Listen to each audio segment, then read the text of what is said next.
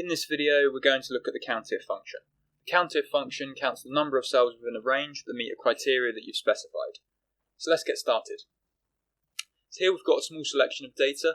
It's all the different merchandise items that a store has. So they're listed down here, whether it's a pencil, a hat, a t-shirt, etc. And then the colour of the type of item, so whether it's red, green or blue, is listed in column B. And then in column C, the quantity, so ranging from 392 red key rings down to 43 blue jumpers. So let's say we wanted to see how many different types of t-shirt we have. So we wouldn't be looking at the total number of t-shirts, but the actual types of t-shirt, the colours that we've got. So we can use a COUNTIF formula for that. So COUNTIF. Now first of all we need to specify the range. So the range is going to be these cells here in column A.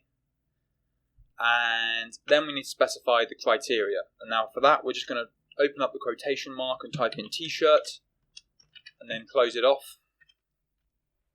And we get 2.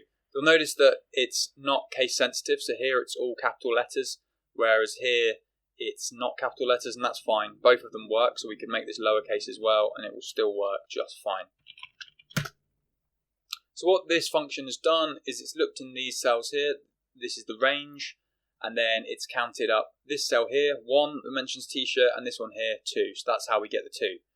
Now the COUNTIF function is also really useful for looking at numerical data, and we've got this list of quantity down here. So let's have a look at that. So let's delete this function and let's start again. Equals COUNTIF. So let's say we want to look at how many types of item we have more than 100 units of in stock. So we need to highlight the cells where all of our quantity values are in. So we've highlighted C2 to C13, and now we need to specify the criteria.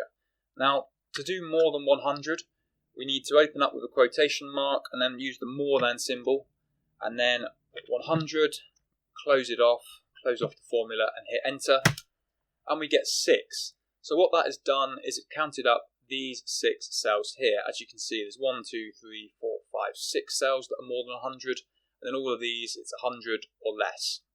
Now, we could also have this include the 100 in that count if we put an equal sign here.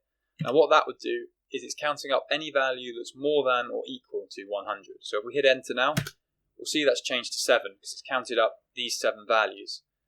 What you could also do is look at values that are less than 100. So for that, we'll just use the less than 100, hit enter, and now it's done 5, and we can see it's counted up 1, 2, 3, 4, 5 cells. You could also look for a precise value, so we could remove that and just leave it as 100, hit enter, and then we're getting 1. So it's just counted up that cell there. So that's a really brief summary of the COUNTIF formula. It's a really useful function to understand and a great one to have in your toolkit. Thanks for watching this video. If you found it useful, don't forget to like and subscribe, and I'll see you in the next one.